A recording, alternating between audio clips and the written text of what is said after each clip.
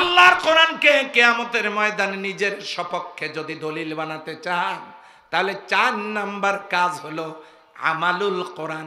কয়টা গেল? বললাম 4টে, বলতেছে 3টে। হাই রে স্মরণ শক্তি, আগে গেছে কয়টা? মনে হয় অটো পাস। এই হাতের দিকে তাকায় নকল করে বলেন কয়টা? 1 নম্বরে কেরাতুল কোরআন, 2 নম্বরে তেলাওয়াতুল কোরআন, 3 নম্বরে ফাহমুল কোরআন, 4 নম্বরে আমালুল কোরআন। আমালুল কোরআনটা কি? ঢাকায় যাবেন, নাবিল গাড়ির টিকিট কেটেছেন, টিকিটের গাড়ি হলো 10টায়। টিকিট কেটে নিয়ে গিয়ে বাড়িতে খানা পিনা করে একটু রেস্ট নিচ্ছেন, গাড়ি দেরিয়ে আছে, ঘুম ধরছে, কেউ আপনাকে ডাকে নাই, টের পাইছেন রাত 1:30টায়, জেগে উঠে বলতেছেন নইমের মা, নইমের মা ব্যাগ কাপড় চোপড় দাও, ঢাকায় যাব। নইমের মা বলতেছে গাড়ি কয়টায়? কয় রাত 10টায়। বলছে ঢাকায় যাওয়ার দরকার নাই, কাপড় চোপড় খোলো। কেন? ঘড়ির দিকে তাকাও। ঘড়ির দিকে তাকায় দেখে রাত 1:30। গাড়ি কি আছে নাকি? নইমের মা এই কথা বলার পর এবারে নইমের বাবা বলতেছে শোনো, আমি যে টিকিটটা কেটেছি ওই টিকিটে গাড়ির ছবি আছে, টাকা যে দিয়েছি তারও লেখা আছে, কত টাকা দিছি, কত নাম্বার সিট সেটাও লেখা আছে, গাড়ির ছবি, টাকা দেওয়ার এখানে প্রমাণ, আর সিট নাম্বার, এত কিছু দলিল থাকার পরেও আমার গাড়ি যাবে কই? কোথায় যাবে? রাগ করেছে নইমের বাবা, কোথায় যাবে? এবারে আপনারা ফতোয়া দেন, কোনো মুফতি লাগবে না, আপনারাই ফতোয়া দেন। 10টার গাড়ি, এটা কি রাত 1:30 পর্যন্ত আছে? কথা বলেন আছে? নাই।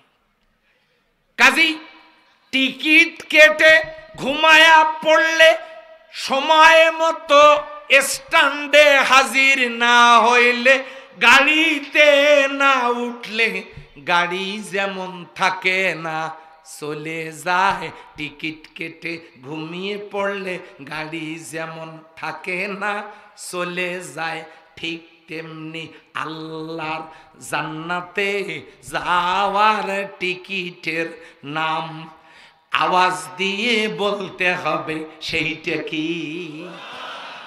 জান্নাতে যাওয়ার টিকিট কিনে বাড়িতে ফালায়া রেখে, মসজিদে ফালায়া রেখে, মাদ্রাসায় ফালায়া রেখে, ঘরের কোনায় ফালায়া রেখে, কলিজার ভিতর ফালায়া রেখে, আপনি যদি কোরআনের সমাজ প্রতিষ্ঠা করার জন্য কাজ না করেন, টিকিট কেটে ঘুমিয়ে থাকেন, টিকিট কেটে ঘুমিয়ে পড়লে, আপনি যদি আল্লাহর জান্নাতের টিকিট কেটে ঘুমিয়ে পড়েন, কিসমত থেকে আল্লাহর জান্নাত চলে যাবে, আপনি আমি ঠেকাতে পারবো না। কথা বলেন ঠিক কিনা?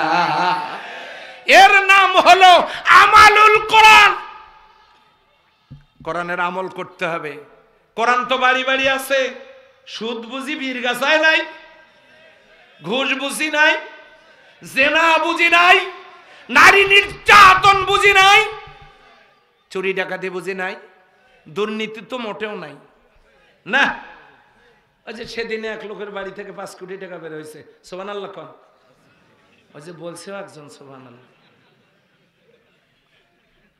দুর্নীতি বুঝি নাই, তাহলে কি নাই? টিকিট কেটে আমরা ঘুমিয়ে আছি, আর ঘুমিয়ে থাকবো না, থাকা যাবে না। রাজি আছি? কয়টা গেল? 4টে। এবারে 5ম নাম্বার, 1 নম্বরে কেরাতুল কোরআন, 2 নম্বরে তেলাওয়াতুল কোরআন, 3 নম্বরে ফাহমুল কোরআন, 4 নম্বরে আমালুল কোরআন। 5 নাম্বারটা থাক, বলবো? 5 নাম্বার ইকামাতুল কোরআন। কি কোরআন? ইকামাতুল কোরআন। হুজুরের জিনিসটা কি আবার? একামত মানে কি? একামত মানে হলো, এই দেখেন এদিকে, পড়ে থাকা জিনিস।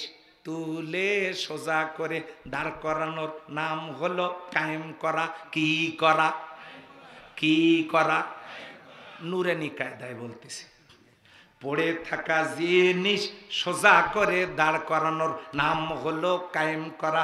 ঘরের মধ্যে কোরআন পড়ে আছে, মসজিদেও পড়ে আছে, মাদ্রাসাও পড়ে আছে, যত্রতত্র কোরআন টেবিলের ওপর পড়ে আছে, তাফসির মাহফিলের মঞ্চে কোরআন পড়ে আছে। এই পড়ে থাকা কোরআন হাতে নিয়ে এর ভিতরে আল্লাহর যে সমস্ত বিধান আছে ওই বিধানগুলো জমিনে সবাই মিলে কায়েম করার নাম হলো, প্রতিষ্ঠা করার নাম হলো, এস্টাবলিশ করার নাম হলো, জারি করার নাম হলো কায়েম করা। জোরে বলেন সুবহানাল্লাহ।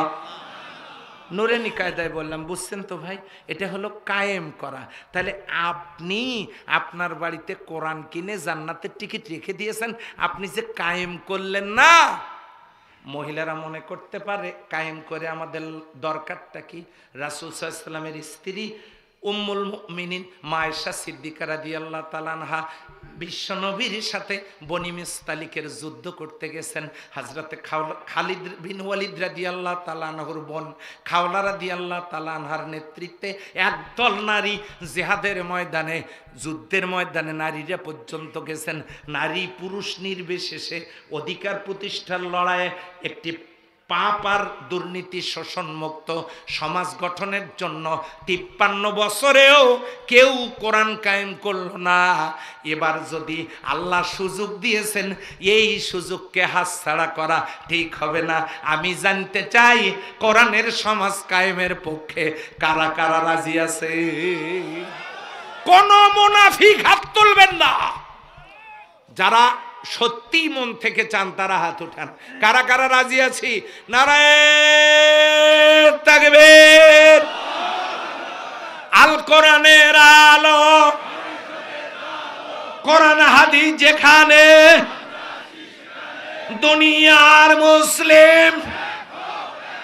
আলহামদুলিল্লাহ।